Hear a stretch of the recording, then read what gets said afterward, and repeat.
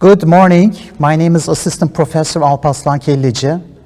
I have been working for the university for almost about a year. So I would like to salute everyone who's listening to us. And good morning from Istanbul Gelişim University.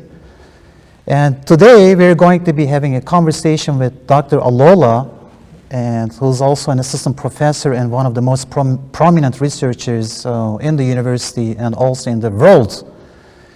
But before we start our conversation concerning how to write a good article in a top-tier journal, I would like to give a brief information concerning the university. So Istanbul Gelişim University is one of the biggest universities in Turkey, yes. Right? It's yes. In terms of the number of students, in terms of like the internationalization, Yes. In terms of the number of foreign students, Yes. As well as like not only the number of students, the foreign students, Yes. but the faculty staff, Faculty right? staff, yes. And in terms of number of accreditations, number of programs as well, the university is achieving huge success in the space of very short period of time. You can imagine the university was established in 2008. And just within 12 years now, you can imagine the level of success this university has achieved. Great. So you're saying that even though the university has been founded in 2008, Yeah. in a very short time, Yeah. it grew like exponentially. Yes, yes. It's an achievement, and we would like to congratulate our rector, Yes. Professor Burhan Aykaç, Yes. for his vision in achieving this success, because he has a great contribution. Yes. Right? Yes. And the other thing also, today we're going to be having a conversation, an interview, but before we start, I would like to give a brief presentation about you. Okay, thank Right? you. So Dr. Alola is an assistant professor in the Department of Economics and Finance, Finance, yes, right? yes. And you have been teaching courses both at the undergrad level Yes. and graduate level, yes. And what courses have you been teaching, sir? In the graduate level, I've been, from my first semester, I've been teaching Introduction to Economics 1. Also, in this current semester, I'm currently teaching the year 3 students in environmental economics and sustainability, which is actually my field. Okay. So yes, this is your domain area. Yeah, this is my domain area. Right. So, okay. Also, I'm teaching the year 2 student history of economic thought. For the graduate student for this semester, I'm not actually giving any classes right now. But last semester, I taught political economics. The previous semester as well, I taught analysis of macroeconomics indicator. So these are the few courses I've been handling in Istanbul Gelişim University. Okay, right. Sustainability is a growing field, right? Yes, actually it's growing field. Multifaceted. Yes. It has many aspects. It's a large domain, and Yes. then you're working on the environmental sustainability. Yes. Right? Yes. Yeah, because Right. so, when you say sustainability, I mean there is no limit to what should be sustained. So if you talk about finance, okay, there should be sustainability. If you talk about macroeconomic, there should be sustainability, either in the energy sector, in the environment, in marketing. Okay, Right. so and that is why it's so broad area. Okay, right. I'm also working on you're working on the environmental side, and then I've started to pursue my research in the area of sustainable marketing. Yes. I know that it's a huge domain. Yeah. And Dr. Alola, you also has been named according to the Stanford University Global Scientist list. Yes. You have been named as like one of the most prominent researchers, and according to this list, you're like in the top 2%, Yes. right? Yes, yes. It's so unimaginable, really. I couldn't believe this because it happened in just, can I say maybe just almost 2 years. Within 2 years, I can't actually believe that I've been able to achieve such a huge success. But I think personally, I would really want to give thanks to God, you know, because Okay. yes, It's really. the blessing of God. Yes, but it's not only the blessing of God. There should be something about you, right? Yes, so many things actually, but the most important thing, personally, if I should admit, is the blessing of God, the grace of God, you know, because it's not easy. Even if you don't have, imagine you don't have a good health. How can you write? How can you study? Exactly, So this especially is very during the important. pandemic. It's your Exactly. health, it's your psychologist, Exactly. one of the most important factors. Exactly. And there should be something behind us, because course. I have seen your the esteemed wife Yes. on the stage. She should also, she should have been also supporting you. Yes. Right. Apart from God factor, another factor is the family factor. And when I mention the family factor, I will come first. I will mention my wife.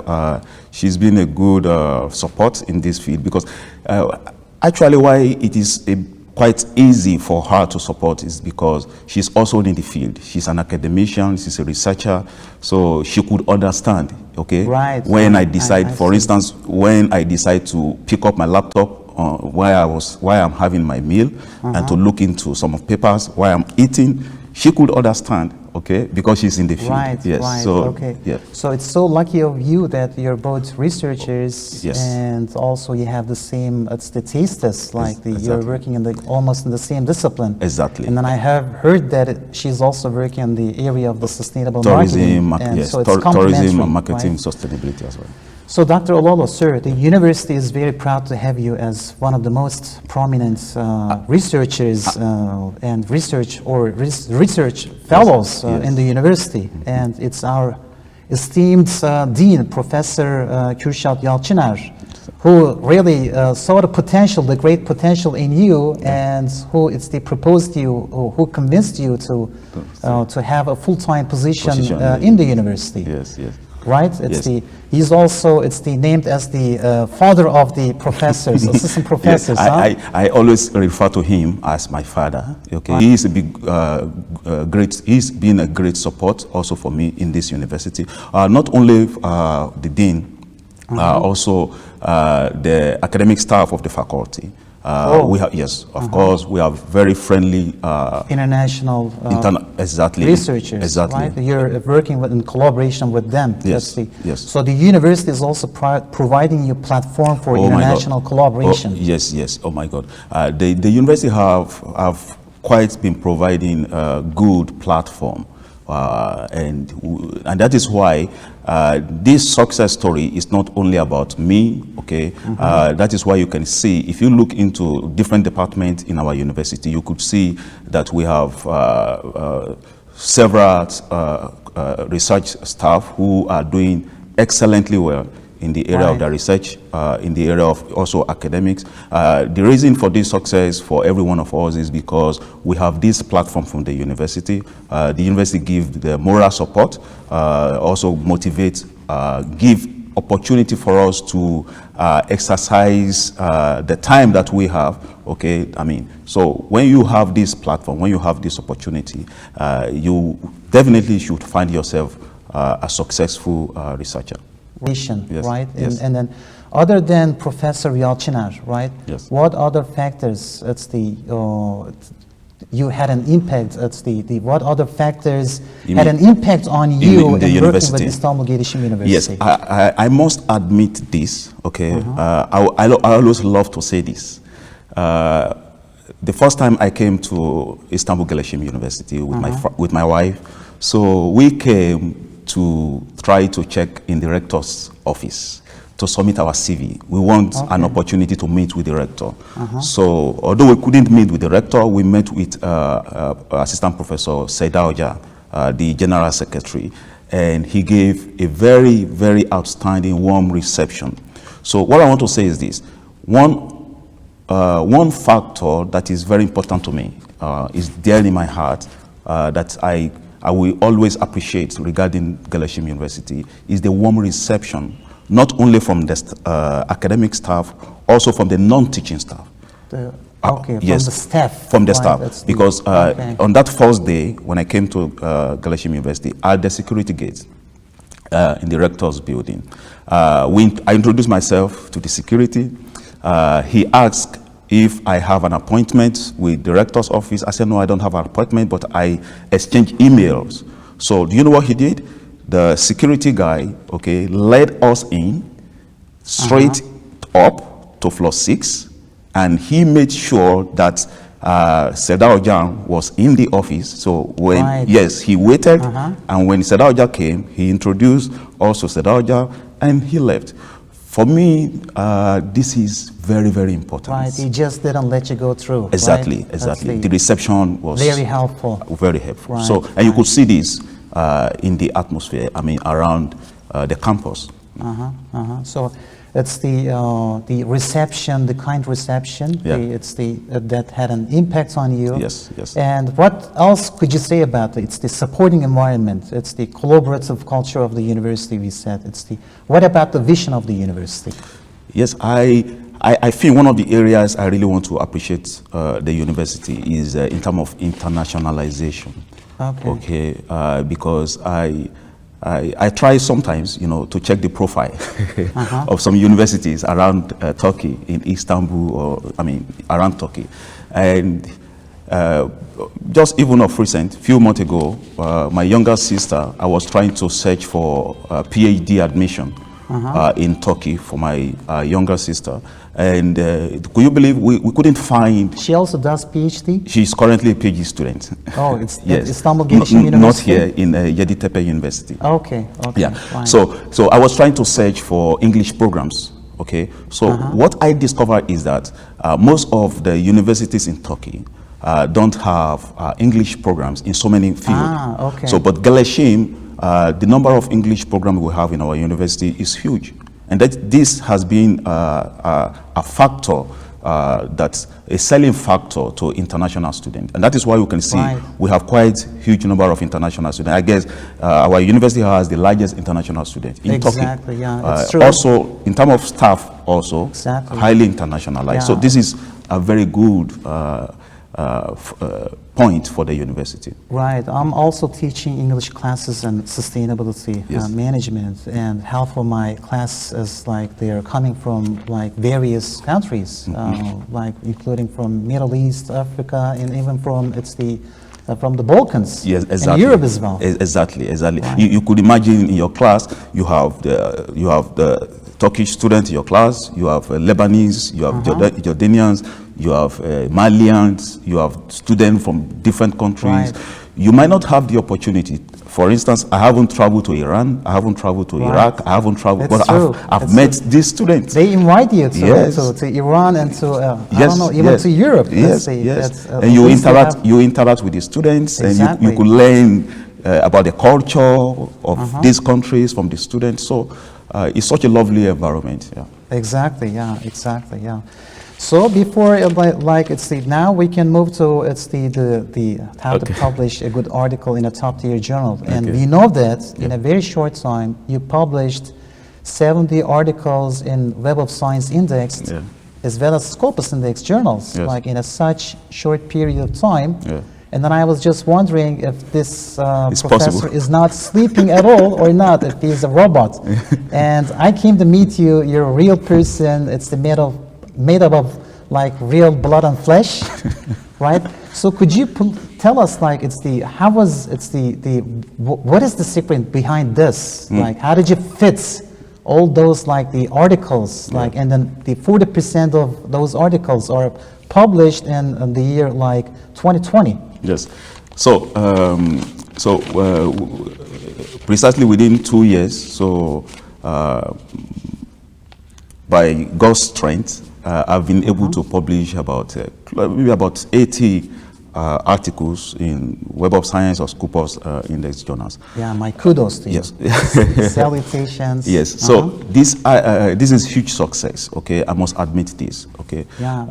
But I would really want to say that it is not possible for me to have published 80 international peer-reviewed articles, without actually referencing the fact that I had the opportunity to collaborate with people who are of like mind with me. Okay, right. So for me, as an individual, it is not possible. I cannot write out. I mean, it's not possible to have 80 By articles yourself, by myself right? as a It's single the- author. So the secret is like finding the right collaboration, Right- like-minded people. Right-minded people. Right, Right-minded let's see. people. This has been. How did you meet those like-minded people? Like oh my- in the uni, like outside at a conference, or This is what a lovely question. One of the things, I mean, this success, there is no, it's not possible for me to talk about this without referencing my university. Some of these collaborators we met in my university during my PhD programs. Okay, one of the things my university I actually really appreciate is that, and my university has this benchmark. Okay, that as a PhD student, you should publish at least one study, one article that is published in a journal that is indexed in Web of Science. Oh, really? Yes. Okay. So it should be SSCI, it should be SCI, it should be AHCI. It should be not just Scopus, but it should be in Web of Science. So this is a benchmark. So as a PhD student, we learned that the only chance for us to escape this trap is right. to. This is one of the most hindrances. Yes. The blocks that you have to overcome. Exactly. Right. We realize that this is a huge task. How can we publish? You know. Right. So about 3 years ago, it was like a dream. Okay. So we decided to say, okay, we cannot change this benchmark. For instance, we cannot change this policy of the university. Okay. The only thing we can do is immutable. Right? Yes, it's immutable. Okay, right. So we have to force ourselves. You know, we have to challenge ourselves. So in doing that, what we learn to do. So I have a group of about 4 very hardworking friends. Okay. That's why in order to overcome this obstacle, you had to come together like as a collaborative team. Exactly. We came together. Right, okay. So we spent our nights together. Okay. Could you imagine? Of course, I'm married. About 2 of them of us also are married. Only maybe You 1 have or 2. kids as well, by the way? Yes. For me, no, I don't have kids. But 2 of them also had kids. Okay. Maybe 1 or 2 of them are not married. But irrespective of our marital status, so we share most times our nights together. So sometimes we sleep over on the campus in our offices. Oh my God! Yeah, really. Yeah. So we put that huge pressure. Such a great concession. Exactly. Right. Exactly. From your time, it's the totally dedicated to. Exactly. It's the laser sharp focus. Exactly. On the research. Exactly. Right. So why? Prior to our graduation time, maybe a few months to our graduation, we already had about 30, 40 papers under review.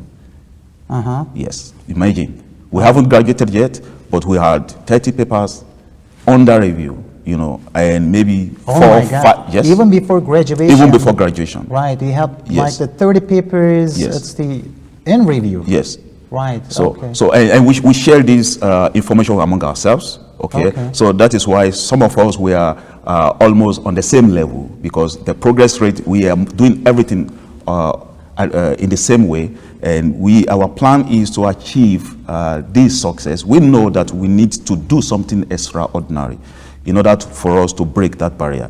So what we did is to stay together, committed together, and that is why we can see this huge success in a very short time. So in essence, the key short away, number 1, is the work in collaboration. With the right mind. The right people. mind, what People the with the right right-minded mind. people. Yes. Right, this is number 1. And then I would like to ask you a question about, like, since you have like a lot of expertise in publishing in top-tier journals. And concerning the most common strengths of papers that get accepted into top-tier journals, and what could you say? Yes, one of the common strengths could be the title. Okay, so and if I talk about the title, that means I'm talking about the idea behind the study. Right. So if you have a good idea, The ideation is important. Idea is very important. Right. And how do you come up with the ideas? In so many ways. For instance, for me personally, I love to listen to events around me. So I'm very conversant with international news. Okay. For instance, I haven't been to Russia, I haven't been to Brazil, I haven't been to China, but I can tell you so many of those live events, some of the events in the past that happened in these countries that I read online, which are true, and you can actually get some insight, idea for some of these events around. Listening to the events and the news, huh? Yes, that is one of the ways you can come up with ideas. What programs do you listen to? What are the publications, or like, could you name a few? Like one of the things I love to read or to go through, you know, we have various international agencies. For instance, International Energy Agency, IEA. Okay. We have Intergovernmental Framework on Carbon Climate Change. Okay. Intergovernmental Panel on Climate Change, IPCC. So some of these international agencies often release either monthly or yearly reports. Okay. Cool. So if you look into some of those reports, you can see, I mean, handful of ideas. So these are very good resource that every researcher should try as much as possible to create time, you know, buy those time and try to look into some of those materials. Right. So it's the feeding yourself with these reports of the international publishers or organizations, as you mentioned, yes. And then after you come up with an idea, so you're defining a problem, huh? Then. Yes, because when you look into some of these, you could actually see in fact, as a matter of fact, some of these intergovernmental agencies actually you can see the highlight of those problems. Okay. Yes, right. so you could actually see some of these highlights that you are quite familiar with and that you think that, okay, you can do something about. This could be a problem. This could be a problem. And this could be a good research topic. Right, and then if it is interesting to you, you Yes. define the problem Exactly. out of these emerging ideas, Yes. right? Yes. Concerning the common strengths, what do you think, which is more important? Is it the empirical rigor, or it's the theoretical rigor, or it's the analytical rigor? Which one is most important, or all of them? If you talk about the common strength, okay, from the previous question you asked about the common strength, when I mentioned about idea and the topic and the title, okay, because if you have a good idea and you are unable to put your idea in a very good title, so what I mean by good title, the title should be captivating. I mean, if someone look up to the title, someone should directly fall in love with it. I mean, try to like it. Okay. It should enslave him. Exactly. Okay. And this is a very important point also for the editors. You know, the editor sometimes could be deceived or could be quick, you know, to admit. So the title is one of the most important things. Yes, one of the most important. A good article. Huh? Yes. Okay. So it's a common strength. Okay. Also, if you look into any article, okay, after the abstract, one of the areas that is also serves as a common strength is the introduction part, which talk about the background of the study. Okay. Because the background of the study will show how much. Okay. It's the introductory part, you said. Introductory right? part, yes. We are not mentioning about the abstract, but no, the introduction. Introduction part, right. Yeah. So introductory part, we actually speaks how much the author has expanded the scope. Okay. So it is quite so important because in the introduction, you can bring in so many interesting topics or topical issues, concerns, you know, that could trigger, you know, the interest of the prospective editor or reviewer. So these are common strengths that you could find in coming up with a good article. Okay, so it's normally how many pages or how many words should be in an introductory section?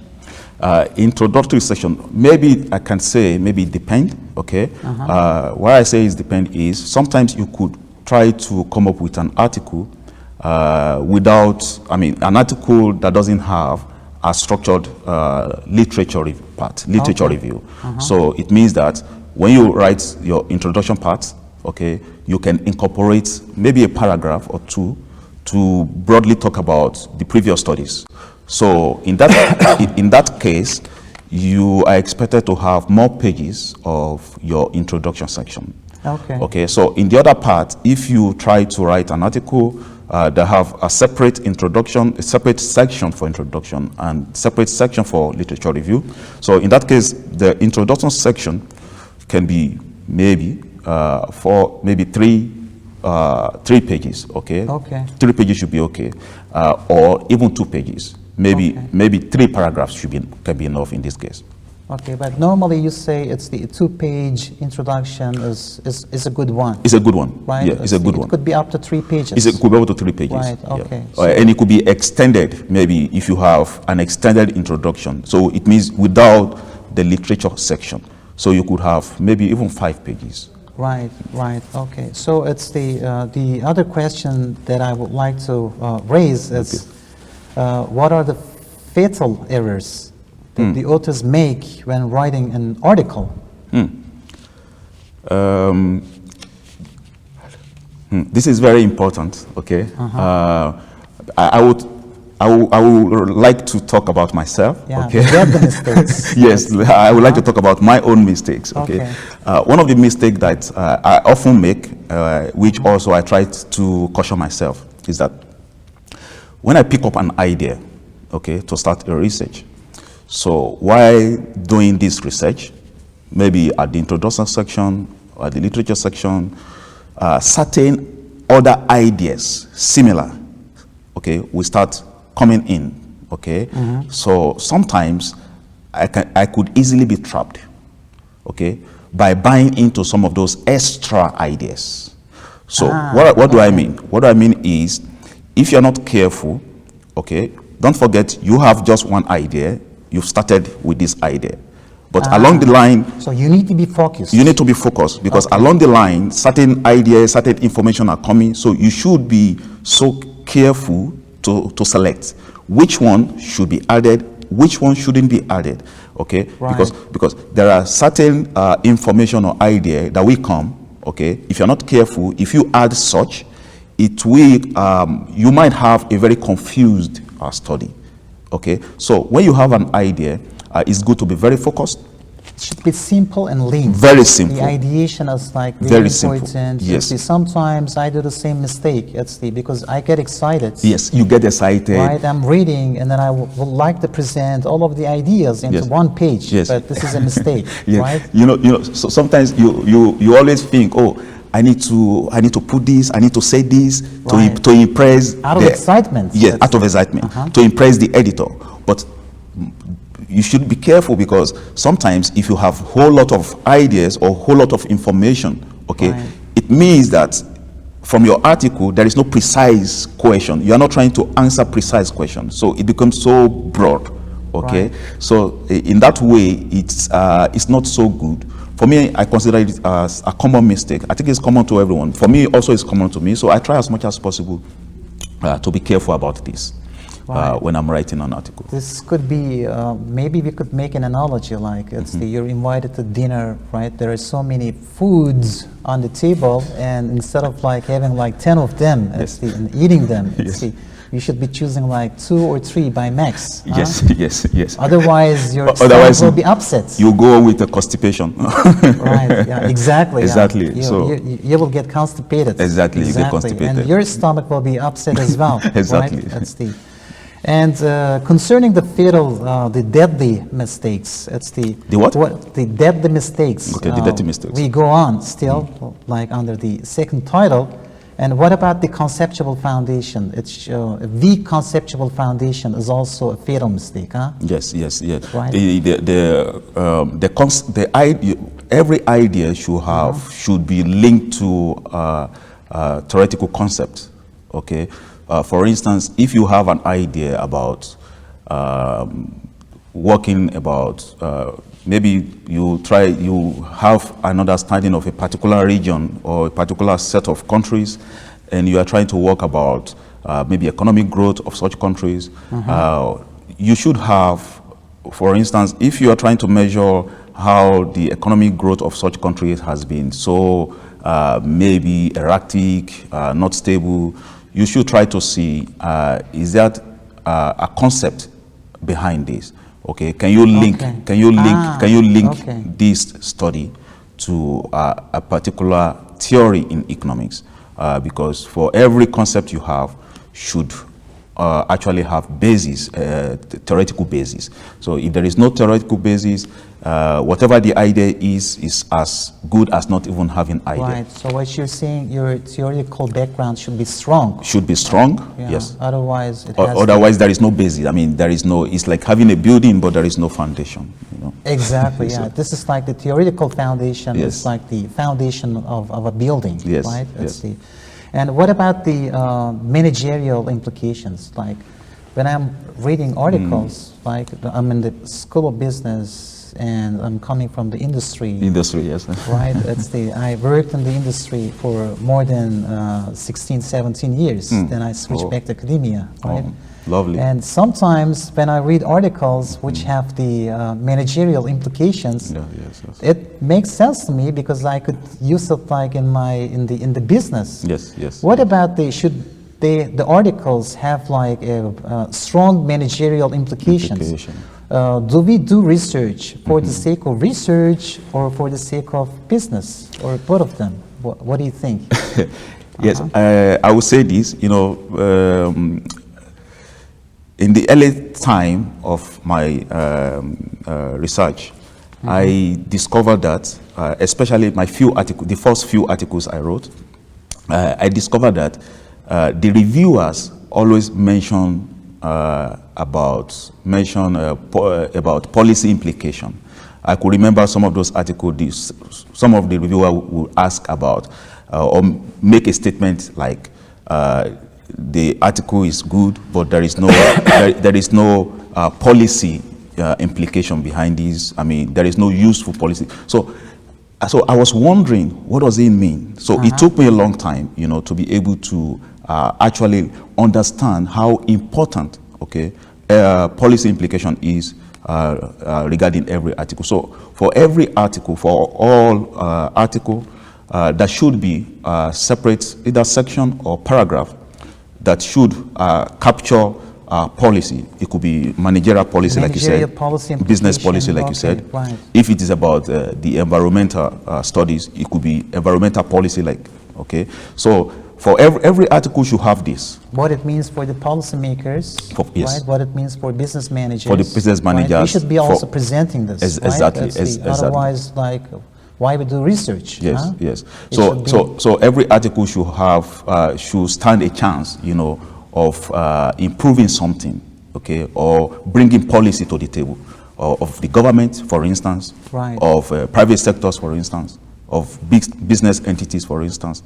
So this is a very important area. Okay. So where do you obtain your data sources? I think I know that when I was reading your resume, that I was screening it.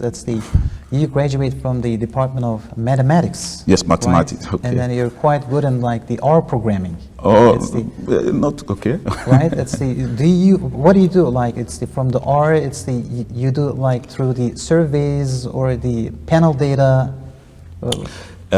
First. Like you said, I did my bachelor studies in mathematics, the graduate class, that is the master's class in applied mathematics and computer science. So naturally, I love numbers, naturally. Okay. Yes. So this is your tendency. Yes, yes. Naturally, I love numbers. So, and I have my PhD in economics. So how we come about some of the data that we use in our studies. You could see in every study, there should be a section that should specifically define, the source of the data. So in so many of our articles, we've used data from the World Bank. Okay. Okay. Right. World Bank is so huge in terms of This is called resource. the panel data. No? No. I mean, I'm talking about the raw data now from those right, sources. right. Okay, so it depends on whatever studies you want to do. If it's going to be a panel study or a time series study, but the source of the data could be maybe World Bank. Okay, could be British Petroleum. Okay. Different sources. Also, some sources data are also available. Data are also available in some sources, but maybe not free. Right. Okay, but in World Bank is largely free. As far as I understand, World Bank is an important data source. It's an important data source. Okay. Huge data source. I mean, you could virtually find all type of data that you want. Right, Okay, for an right. empirical study. Right. And it's by the way, before we move on, I know that you have participated to a lot of programs designed by the World Bank. Yes, right? by the way, yes. You got trainings, and you also got like many certifications. Yes. How did you get accepted into the World Bank programs? Yes, I don't know. maybe my CV, I don't know, but what I did was I just look at the requirements. Okay, some of the requirement could be you should be a manager in an industry, you should have bachelor, you should be at least minimum of postgraduate studies. So what I did was to just send in my application, and I got accepted. So I think between 2013 and 2015, I did about between 5 and 7 different programs with the World Bank. And right, in a few years, huh? Yes, Again, yes, like yes. So, and these programs are quite in my area of interest. Okay, environmental areas, economic issues. So, and they are of course so demanding because you have series of assignments, homeworks to submit. You have deadlines. Of course, it's online. But quite rigorous. So okay, there's no other way, especially during the pandemic, yes, other than online. Yes. Right. Yes. So if we come back to the subject of publishing a good article, like what does publishing an impactful paper mean to you? Oh my God, I really want to say that I have a dream. Okay. That is quite bigger than me. Okay, I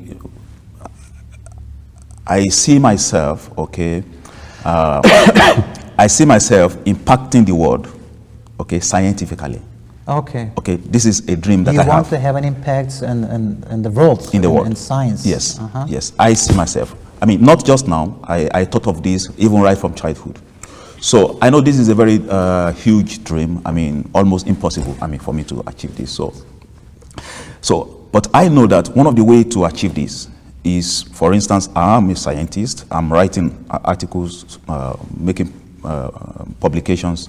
So I realized that one of the ways to achieve this is to actually come up with a study that we sell, okay, to policymakers, we sell to institutions across the globe, okay? And you couldn't believe that, for instance, one of the famous guy in our field, David Stan, is an Australian professor. In economics? In economics, and specifically in environmental economics. Okay. So a couple of months ago, I sent him an email. He's a very famous guy. So I sent him an email, and fortunately, he replied almost immediately. So I said, hello, Professor. I'm so excited about your CV, your achievement. That can I just ask that how my question was, how do you accomplish this success? Okay, because he is a very renowned person, David Stan. Okay, David Stan. Yeah, David Stan. So Professor David Stan. So, and he said to me, he said something. He said, just try doing what you are doing, and keep your eye. He said for now, I keep my eyes on those difficult challenges. Okay, he put it this way. So what I see is that if you want to make an impactful study, you should look for very challenging, uncommon problems. Right, okay. Okay, so if you try to solve this problem, maybe not totally, if you even attempt to solve this problem, you could end up writing your name in history. So one of the ways to achieve an impactful study is to look out for a very difficult question to answer. Okay, so providing alternative solutions, answers for an unsolved problem. Problems, yes. And sustainability is one of those areas. Yes, like yes. it's such a huge domain, as I mentioned. Yes. And you're recommending. And you're also benefiting from the other disciplines, such as the marketing, or I don't know, economics, statistics, psychology maybe. Huh? Do you read like it's the cross-field studies? Yeah. For if you notice in my articles, okay, I have couples of article studies in the field of tourism. Okay. Oh, interesting. Okay. And tourism as well. Yeah, tourism. Okay. But I'm not a student of tourism. Okay. But I have couples of people around me. For instance, my wife is an assistant professor in tourism management. So, by default, so I have to, study tourism. So you end up being in tourism as well. Exactly. So occasionally I try to look into tourism articles, tourism papers, just to read up. Which broaden my knowledge, expand my knowledge. Yes. Right. Cool. So it's so nice that you're so lucky to have like such an good wife. Yes. Like it's a privilege for me. So the other one that I will raise a question is, how can authors incorporate rigor into their articles? I think I will also use myself as an example here. One of my weakness is this. I think I'm so blessed, okay, to come up with very strange idea. Yes, I should admit this. I'm so blessed to come up with very strange idea. But I have this weakness, okay? If I come up with very strange idea, I want to do it as fast as possible, okay? I want to be quick about it. Yeah, I want to put everything. I want to do it as soon as possible. But this is not so good sometimes, okay? I've learned that this is not also so good. As a researcher, it's good to put a bit of rigor. What do I mean? It's good, for instance, if you've come up with an article, okay, it's finalized. You can try as much as possible to give it to a colleague, maybe give it to you. Can you read it? Can you go through it? Okay, maybe just to make some corrections about the typos. This is good. Okay. Even if you jot a bit like on the paper, exactly. Like even if sentence makes a difference. Huh? Exactly, it makes a difference really, because there are certain errors or mistakes that are not pardonable. Okay, for instance, if you send an article to a particular journal and the editor comes to look at it, okay, there are certain errors that upset the editor. Okay, so when the editor is upset, immediately your article is desk rejected. Okay, it's declined in the first place. Yes, but some of these, some of these errors are avoidable if you create more time, to give to a colleague to look into it. I have couples of friends around me who are more detailed. Okay, they're very detailed. Okay, there are pros and cons to this, but sincerely speaking, it is advantageous to be detailed. Okay, if you are detailed, if you pay attention to tiny errors, it could make that significant difference in your article. Right. So what you're saying is that interacting with peers. Yeah, interacting with peers. Very important in the academia. Yeah, it's very important. It's very important. Maybe the two different eyes. Yes, two different eyes. Yeah, yes. So it's and please complete and discuss the following sentence. Okay. When a young scholar gets a rejection letter, the first thing they should do is? The first thing they should do is to disallow discouragement. Okay. When you get a rejection letter, try as much as possible not to be discouraged. Okay. It is not the end. That is not the end of that paper. As a matter of fact, that is the beginning of that paper. So oftentimes we get discouraged. But I think I should mention this. I published my first article it was accepted around July 2018, okay, and it was published in September 2018 or October. So now, this article, before that, it was rejected by, I mean, I can't really say, but maybe more than between 5 and 10 different journals. Okay, so when we have these rejections, actually it could be very frustrating. Okay, maybe the comments of the reviewers could be frustrating. You know, some reviewers get aggravated. Exactly. Right? Some reviewers make derogatory statements, so it could be so discouraging. So, so when you have an article that is rejected, don't be discouraged. Okay, try as much as possible to look into those points.